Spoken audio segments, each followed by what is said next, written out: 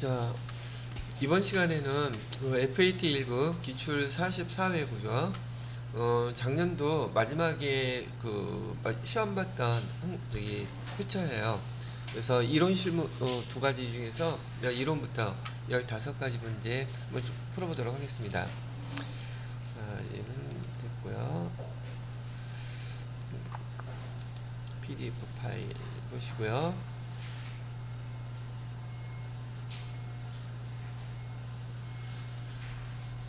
자, 1번 문제부터 볼게요.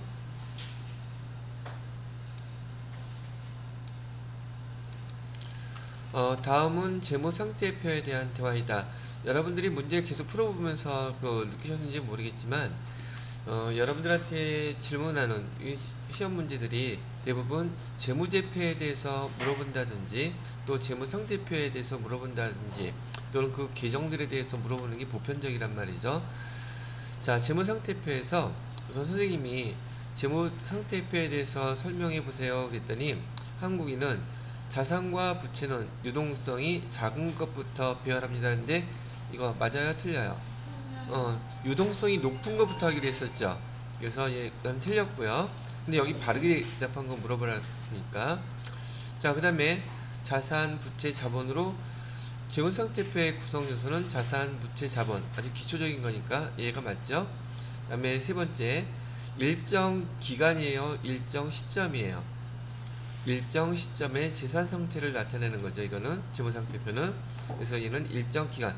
얘는 손익계산서 설명하는 거예요. 그래서 여기 회계 처음 배울 때부터 얘기했던 것들이라서 되게 쉽게 풀이했을 거라고 생각을 하고요. 손익계산서. 그 다음에 여기 4번에는요, 비유동자산은 투자자산, 유형자산, 무형자산, 기타 비유동자산으로 구분합니다. 지금 전반적으로 문제의 내용을 봤을 때 물론 쉽기는 하겠지만 여러분이 지금 지모상태표에 계정들을 암기하고 있으면 이런 문제는 거의 틀릴 일이 없다고 보는 거죠. 그래서 답은 공인이와 사회, 그래서 공인, 그다음에 사회, 4번이 답이 되겠네요. 그렇게 됐고요. 그 다음에 2번 문제, 결산 시 자본에 영향을 주지 않는 거래는 있는데 여기서 자본에 대한 내용을 물어보고 있네요. 자본에 영향을 주지 않는 거래를 물어봤어요.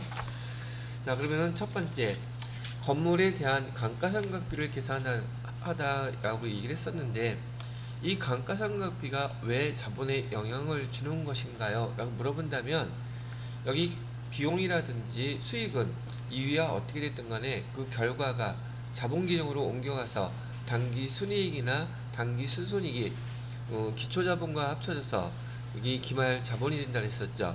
즉 여기에서 물어보는 것은 수익과 비용 계정 아닌 걸 물어보고 있는 거예요. 감가상각비는 단기 손익에 영향을 주죠. 그러니까 자본에 영향을 주는 것이고요. 2번 같은 경우는요, 상품 판매에 대한 매출원가, 매출원가는 비용 계정이죠. 얘도 당연히 손익에 영향을 주고 얘가 자본 계정으로 갈 테니 자본 계정에 대한 것도 영향을 받으니까 2번도 맞는 것이고요. 3번, 미지급금을 보통 예금 계좌에서 이체해서 지급에 따르면 미지급금은 부채 계정이고 보통 예금은 자산 계정이기 때문에 자본하고, 즉 수익하고 비용하고는 전혀 상관이 없기 때문에 답은 3번이 되겠네요. 그 다음에 4번, 기간 경과분에 대한 미수이자를 계산하면 이자 수익이 생기겠죠. 수익 계정이라서 얘도 자본에 영향을 준다는 얘기예요. 그래서 2번 문제에서는 3번이 답입니다. 이런 문제들은 금방 맞추셨겠죠. 그 다음에 3번 문제 볼게요. 3번은 다음 자료를 토대로 매출 총익 계산하래요. 매출 총익 계산하려면 여러 번 여러분들한테 말씀을 드렸지만 여러분이 뭐를 알아야 돼요? 여기 지금 보기에 나온 거 보니까 기초상품 재고액, 매입 할인, 매출 할인, 그 다음에 기말상품 재고액 나오니까 매출원가 구하는 공식, 얘를 활용해야 되겠구나라고 여러분이 생각을 하셨었을 거예요. 그럼 얘를 활용할 때 이렇게 하라 그랬었죠.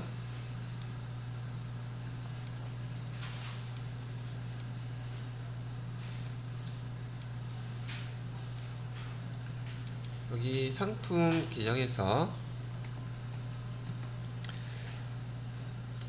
자, 주어진 자료대로 한번 일단은 입력을 해볼게요.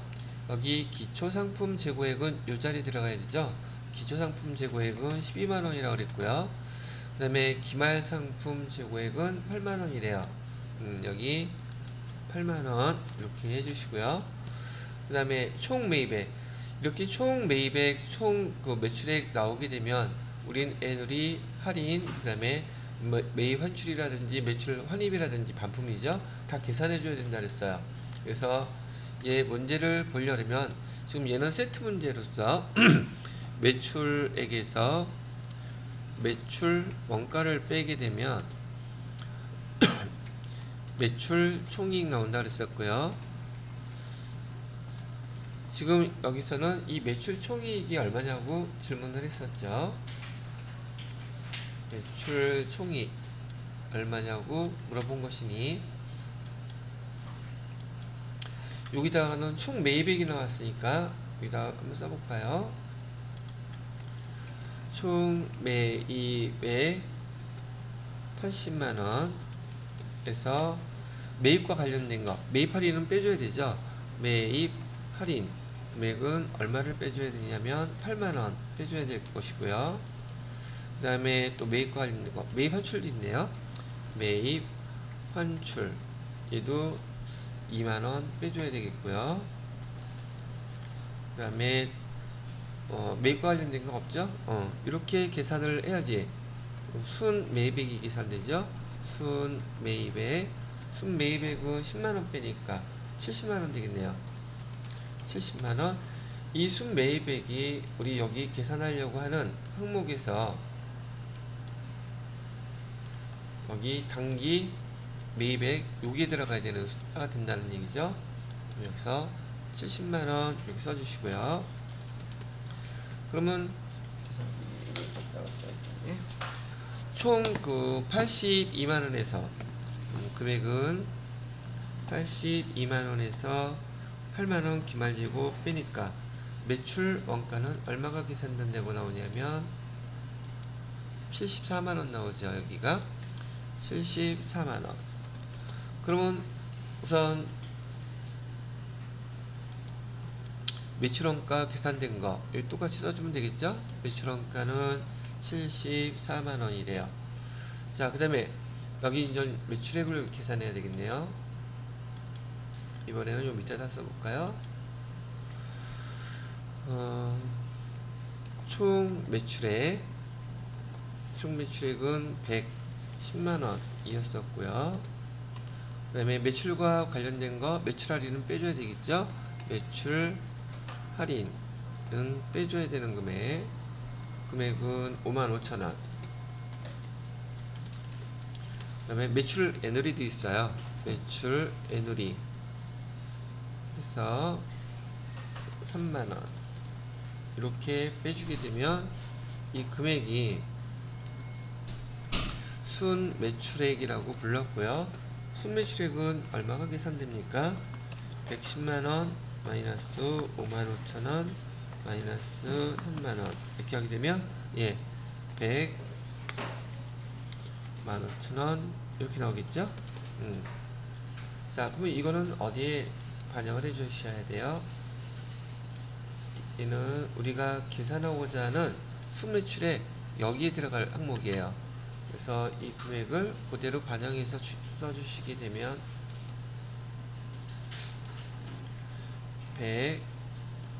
100만5천원 이렇게 되겠죠. 그러면 우리가 구하려고 하는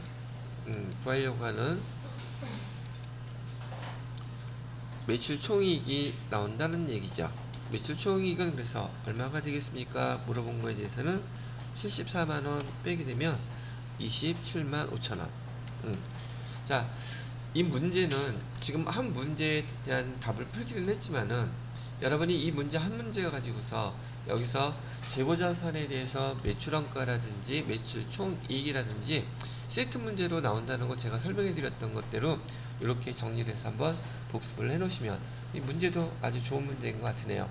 자, 이렇게 풀어주시면 돼요. 자, 그 다음에 4번 문제 볼까요? 4번 문제는 다음은 항공의 외상 매출분과 매상매출금 대손 관련 자료래요. 이를 토대로 기초 대손 충당금이 얼마였겠습니까? 라고 물어보고 있네요. 자, 단기 중 거래처 공인의 파산으로 외상매출금 2만원이 회수 불능돼서 대손 처리를 했대요. 단기말 수정전 시산표에 대손 충당금 잔액이 4만원이 있었다고 얘기하고요. 그 다음에 기말 외상매출금 현재 잔액은 800만원이라고 그랬었고, 여기 1%의 대손을 예상한다고 그랬었는데, 지금 수정전 시산표의 대손 충당금 잔액은 지금 4만원이 있었다고 얘기를 하고 있죠. 수정전 시산표.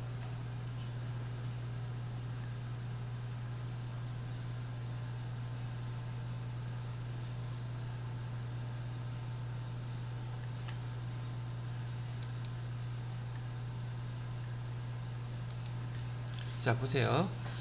지금 대손 충당금 기초 잔액은 지금 질문에서 얼마냐고 물어봤었는데, 지금 대손 충당금 잔액이 중간에 대손 발생한 처리한 외상 매출금 얼마를 2만원을 처리하고, 그 잔액이 대손 충당금 잔액이 4만원이 이렇게 남아 있었다고 얘기를 하면 대손 충당금이 충분히 있었다는 뜻이죠. 근데 여기 대손이 발생한 것은 지금 외상매출금 이 하나밖에 없어요. 그럼 기초에 대손 충당금 잔액은 얼마가 있었겠습니까? 물어보면 당연히 6만원 있었겠죠.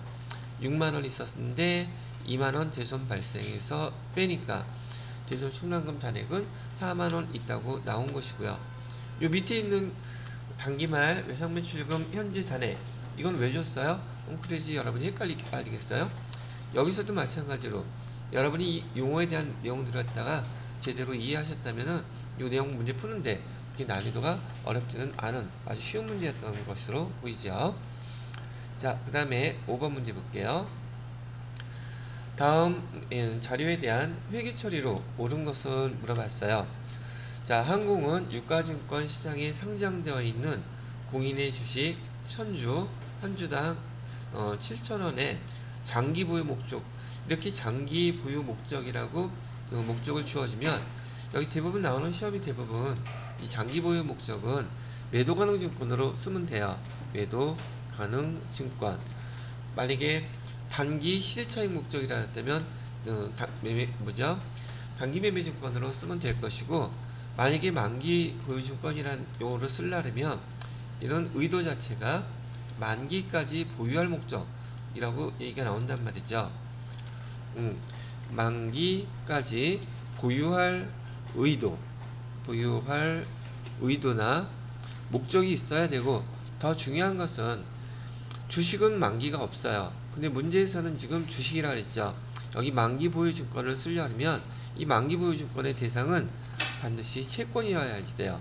근데 이건 채권이 아니고 주식이라고 했기 때문에 혹시라도 답을 3번하고 4번에서 골랐다 그러면 이건 공부 다시 하셔야 돼요. 왜? 이 용어들에 대한 뜻 자체를 이해를 못하고 있는 거니까. 그래서 여기서 답을 절대 고르면 안 되는 것은 3번하고 4번은 절대 쓸 수가 없다는 얘기죠. 그리고 여기 지금 액면금액하고 거래수수료가 나왔는데, 단기 매매 증권일 때는 수수료 비용을 반드시 별도로 써주라 그랬어요. 수수료 비용은 반드시 별도. 왜요? 얘는 일종의 단기 매매 증권이라는 자산을 취득하면서 부대 비용인데, 부대 비용에 대해서는 우리 자산에 다 포함시키는 게 원칙이지만 유일하게 단기 매매 증권만 별도로 해주기로 했었기 때문에 얘는 별도로 써주는 거예요. 그렇지만 여기 지금 단기 매매 증권을 제외한 모든 자산들은 다 부대 비용 포함해서 써줘야 되기 때문에 여기 매도 가능 증권에서도 마찬가지로 여기 수수료 발생한 20만원을 매도 가능 증권 안에 다 포함을 시켜줘야 된다는 얘기죠. 그래서 여기 답은 여기에 된다는 거죠. 이것도 마찬가지로 간단해 보이기는 하지만 매도 가능 증권의 특성과 앞에서 우리 배웠던 단기 매매 증권의 특성을 갖다가 구분을 못하면 이 문제도 상당히 어려워지는 문제가 될 텐데, 요 원칙만 잘 기억을 하셨다면 얘도 어렵지 않게 해결이 됐을 것이라 생각이 드네요. 자, 그 다음에 6번 문제요. 다음 자료를 토대로 유형자산 처분 이익을 계산하면 얼마겠습니까? 라고 물어보겠습니다. 유형자산 처분이 유형자산에 대한 처분은 제가 반드시 이런 문제는 이렇게 정리를 해서 풀어주세요 그랬었어요. 우선은 취득원가, 건물의 취득원가는 1억 원이라고 되어 있네요. 자, 그 다음에 감가상각 누계액 꼭 쓰라 그랬었죠. 감가상각 누계액은 얼마라고 되어 있냐면 잔존가치는 1000만원, 내용연수는 30년, 그 다음에 정액법으로 월할상각했다. 그러면 이것도 우선 감가상각 누계액을 계산해야 되는 문제예요. 그럼 감가상각 누계액을 계산하고 나서 여러분이 얘를 장부가액이 얼마인지 우선 얘를 찾아내야 되니까 문제에서 주어진 대로 감가상각 누계액이 얼마인지를 한번 보자고요. 자, 감가상각 누계액은 정액법으로 여기 써볼까요? 2019년 7월 1일 금액은 1억 원짜리에서 정액법으로 상각하려면 여기 잔존가치는 빼줘야 되죠. 잔존가치를 1000만원 빼준 다음에 그러면 금액은 9천만원이 나올 거고요. 얘를 갖다가 30년 이렇게 계산을 하시게 되면 매년 감가상각비는 9천만원 나누기 30년 이렇게 해주게 되면 매 1년마다 감가상각비는 300만원씩 계산이 될 테지만 지금 여기 2019년 12월 31일 날은 1년을 다 사용한 게 아니라 여기는 지금 6개월만 사용한 것이기 때문에 2019년도에 150만원의 감가상각비가 발생했을 거고요. 그 다음에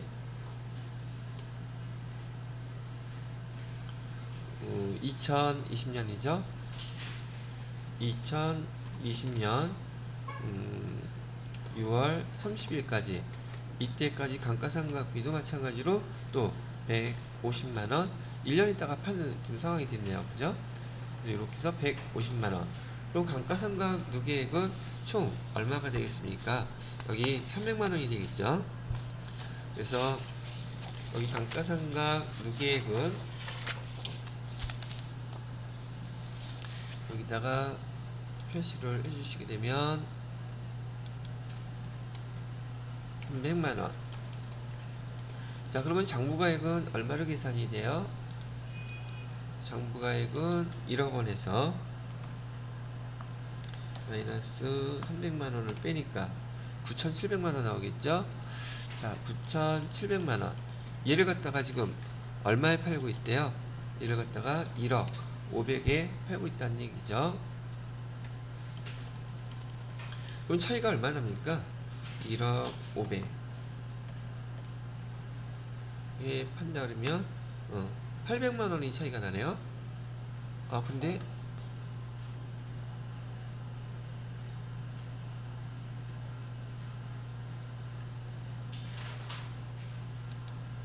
자, 그래서 여기 9,700만원, 9,700만원과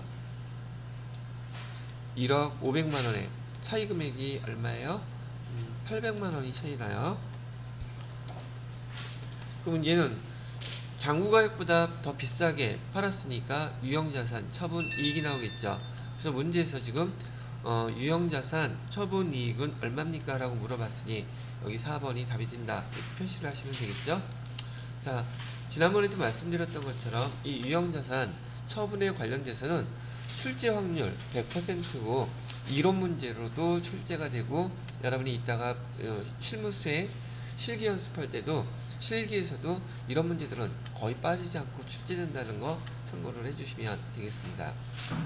자, 그렇게 됐고요. 7번 문제요. 다음 주항공의 거래 중 자본적 지출로 처리할 금액은 얼마입니까? 이건 자본적 지출과 수익적 지출이 어떤 것인지 구분할 수 있습니까? 라는 걸 물어보는 것인데 한번 보자고요. 엔진 오일 같은 경우에는 차량 유지비로 수익적 지출로 처리할 금액일 것이고, 건물 중축비, 건물 중축과 관련돼서는 건물의 값어치가 올라가는 거니까 얘는 자본적 지출로 처리하셔야겠네요. 그 다음에 사무실, 형광등 교체비, 얘도 수익적 지출에 해당되는 금액일 것이고요. 그 다음에 건물의 엘리베이터, 이런 문제는 거의 틀리지 않았을 거라고 봐요. 그래서 두 가지 항목 합쳐가지고 500만 원이 자본적 지출로 처리돼야 될 금액입니다. 라고 얘기를 한 거죠. 예, 됐습니다. 그 다음에 8번 문제 볼까요? 8번 문제는 당기에 지출한 자료가 다음과 같을 때 판관비 얼마입니까? 우리 수업 때 계속 제가 말씀드렸던 것처럼 여러분들은 판관비와 영업의 비용을 구분하실 수 있으셔야 된다고 얘기했었죠. 자, 여기서 판관비에 해당되는 거 급여, 그 다음에 세금과 공과, 그 다음에 복리후생비, 그 다음에 단기매매증권 평가손실이나 기부금, 잡손실은 얘네들은 영업과 관련이 없는 영업외 비용들이랍니다. 그래서 급여, 세금과 공과, 복리후생비 세 개를 합치게 되면 금액이 얼마가 나옵니까? 여기 220만원 나온다는 얘기죠. 그래서 220만원 3번이 답이 되겠습니다. 자, 그 다음에 9번 문제요. 다음 자료를 토대로 결산 후 당기순이익, 요즘 보니까 트렌드가 이렇게 결산 후 당기순이익이 영향을 미치는 금액이 얼마인지를 갖다가 FAT 2급, 회계 1급 할 거 없이 자주 나오더라고요. 이게 트렌드가 이렇다는 걸 알면은 여러분들이 요거 기말 정리사항을 반영해서 당기순이익이 얼마가 계산되는지 회계 분개해가지고 그 내용들을 한번 정리를 해보시면 되겠죠. 자, 여기 문제에서 준 대로 당기순이익은 여기서 지금 700만 원이라고 그랬어요. 그러면 여기 밑에 있는 두 가지 항목이 지금 현재 결산 정리 사항에 반영이 아직 안 돼 있대요.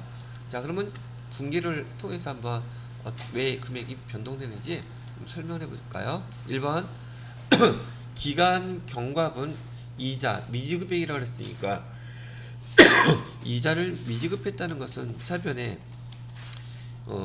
이자 비용이 발생했다는 뜻이죠. 이자 비용은 지금 300만 원이라고 얘 손익의 예상이 되는 항목이랍니다. 대변에다가는 미지급 비용 써주시고 300만 원 지금 이렇게 분기를 처리해 주셔야 된다는 얘기고요. 두 번째 거는 기간 미경과분 임대료 선수금액이라고 했었죠. 얘는 손익의 이연에 해당되는 거죠. 왜요? 얘는 돈을 미리 받은 거라잖아요. 선수란 말 들었으니까. 그럼 얘 분기 처리할 때 손익의 이연은 임대료를 빼줘야 되겠죠. 선수 이거는 내년 거를 미리 받았다는 뜻이니까요. 200만원 이렇게 해주시고요. 대변에다가는 선수 수익 해갖고 200만원 이렇게 해주시게 되면 지금 처음에 당기 순이익이 700만원이었었는데 비용으로 300만원이 반영됐고 그 다음에 임대료 오히려 수익이 200만원이 줄어들었죠.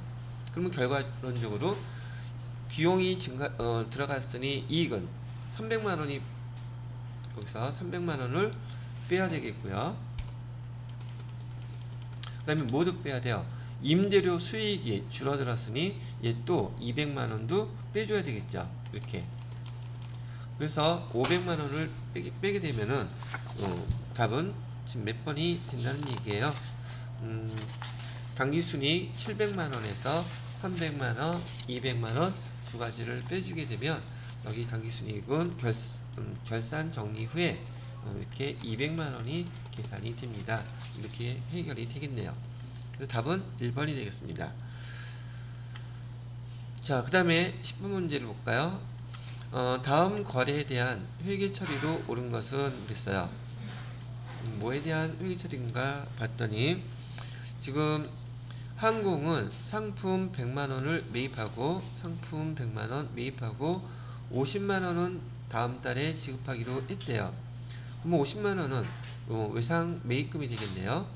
그 다음에 상품 매입 잔액 50만원은 세무로부터 매출 대금으로 수령한 어음으로 배서 양도했다 그러면은 배서 양도했으면 우리가 갖고 있던 바드러움을 줬을 테니 대변에 바드러움이 없어지겠죠.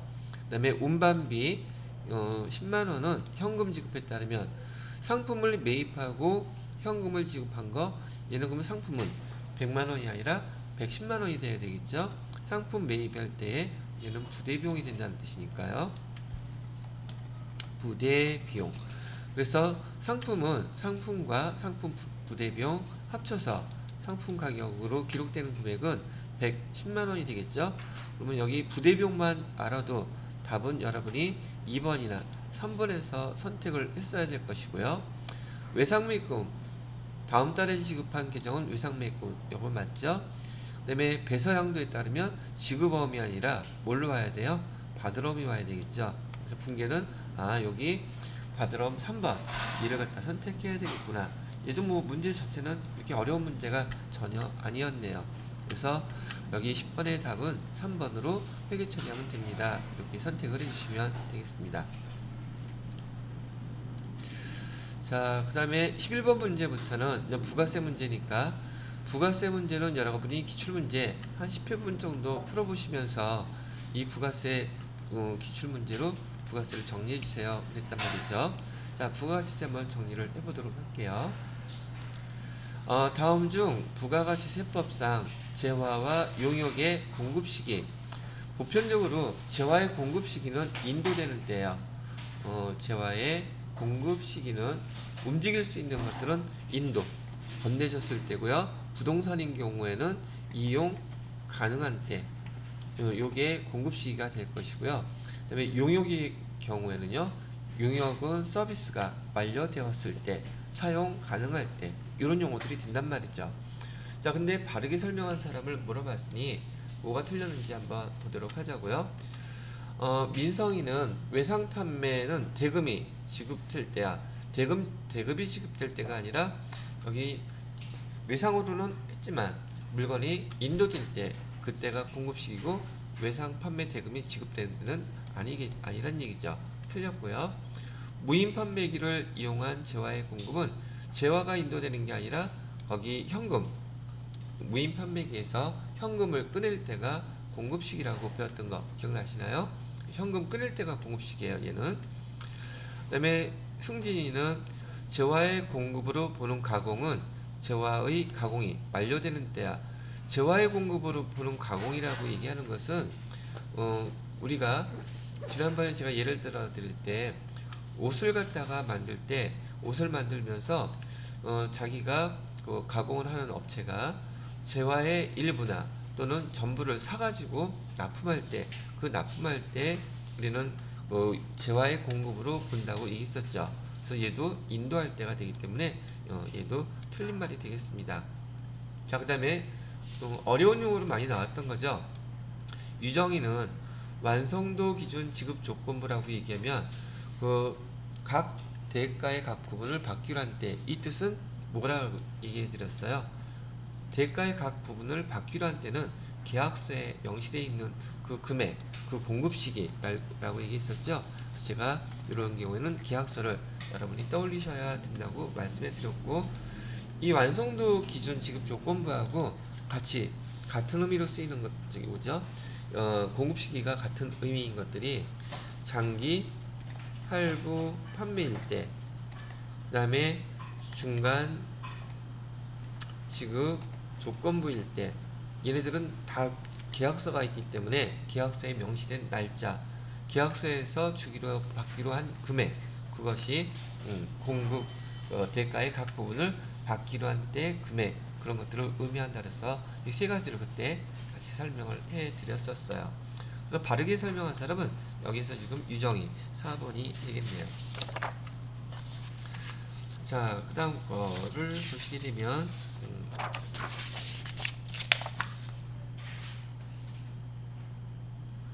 12번 문제 볼게요. 다음 중 부가가치세법상 과세기간과 납세지에 대한 설명으로 옳지 않은 것 찾아보래요. 신규 사업자의 최초 과세기간은 사업 개시일로부터 그날이 속하는 과세기간의 종료일까지로 한다.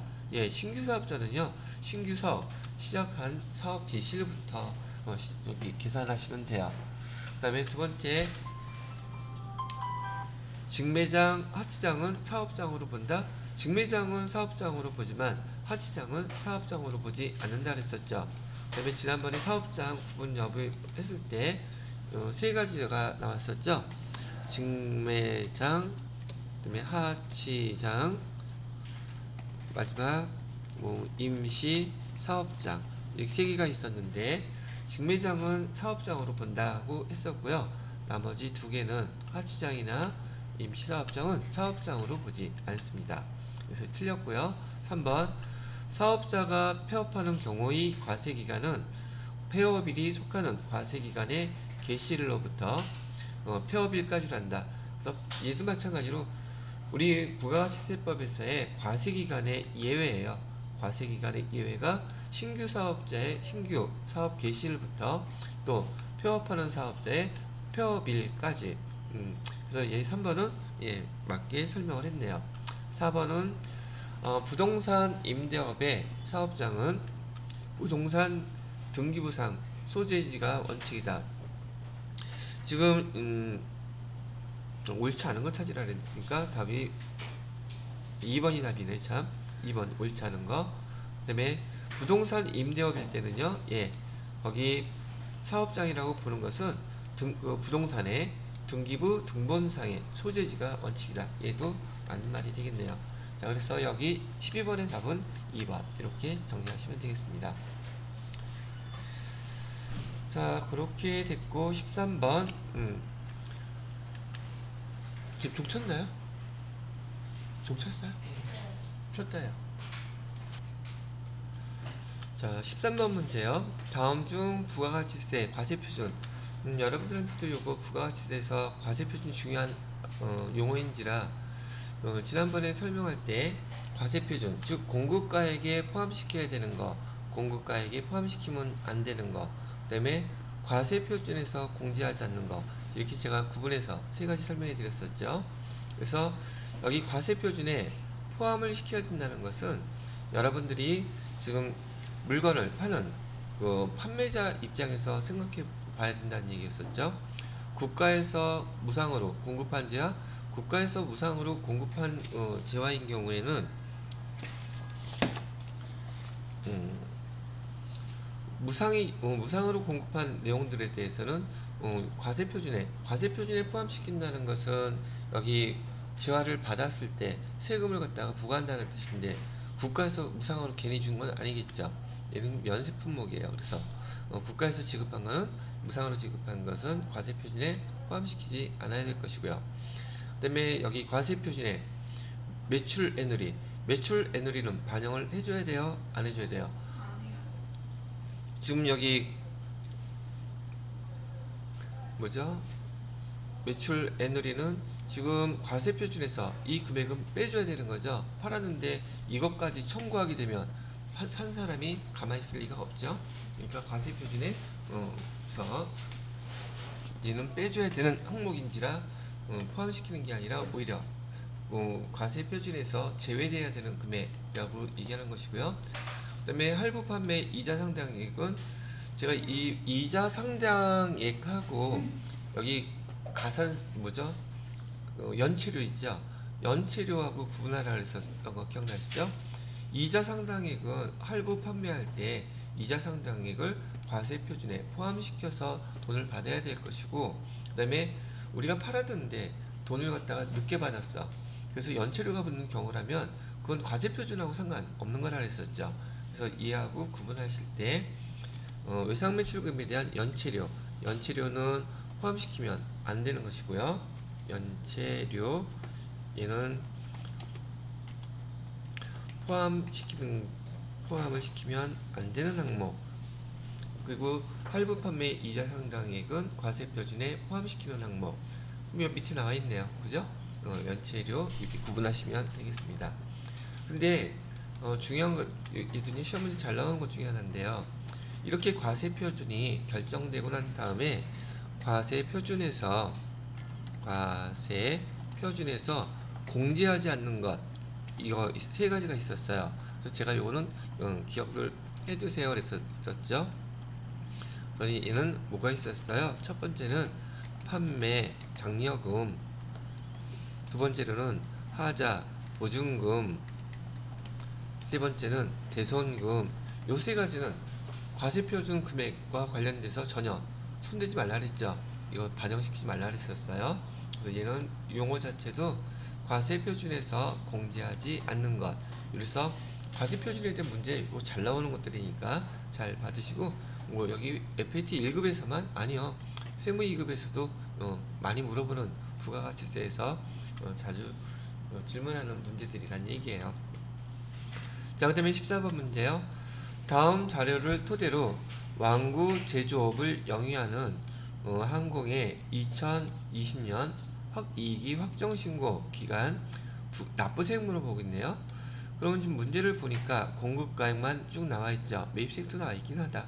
자, 그러면 여기서 납부세액은 얼마입니까? 라고 물어봤을 때 우선 공급가액이 8천만 원이라면 제가 여기다 이렇게 써놓고 앞에는 공급가액이고요. 공급가액 옆에는 세액을 써놓을게요. 자, 첫 번째 국내 공급가액이라 그러면 얘는 매출 공급가액일 테니까 8천만 원. 그 다음에 세액은 800만 원 되겠죠? 800만 원. 두 번째 완구의 해외 직수출액. 그럼 공급가액은 2천만 원이 되지만 세액은 있어요? 없어요? 여기는 빵. 그 다음에 원재료 매입할 때 매입세액. 매입세액은 지금 여기에서 지금 바로 써주는 거죠. 세액을 갖다 여기서 얘기했으니까 세액은 400만 원. 그 다음에 접대비 관련된 매입세액. 접대비 관련된 매입세액은 공제 받을 수 있어요? 없어요? 없죠. 그럼 800만 원에서 400만 원만 빼면 되겠네요. 그럼 답은 400만 원 2번이 된다. 이렇게 얘기한다는 얘기죠. 그 다음에 15번 문제요. 다음에 재화나 용역의 공급 중에서 부가가치세 면세 대상이 어떤 거냐고 물어보고 있죠. 답 문제는 아닌 거 물어봤는데, 우리 기본적으로 우리 국민생활에서 생활 필수 품목들에 대해서는 면세라고 그랬었죠. 교통에 관련돼서는 시내버스, 그 다음에 수돗물도 우리 없어서는 안 될 거죠. 그 다음에 수집용 우표는 그냥 우표라면 면세예요. 근데 얘는 수집용이라 그러면 금액이 우표에 써져 있는 그 금액이 아니라 그거보다 훨씬 더 비싼 돈을 주고 사야 되는 것이므로 얘는 부가세가 과세됩니다. 토지는 대표적인 면세 품목이라 그랬었죠. 그래서 답은 3번이 되겠습니다. 이렇게 해서 일단 여러분들한테 다 풀어보셨기 때문에 여러분이 문제를 풀다가 이해가 안 됐던 것이나 틀렸던 것하고 비교해봐서 이해를 하시면 될 것 같고요. 이 44회 이론 문제는 여기까지만 설명하고 마무리하면 될 것 같습니다.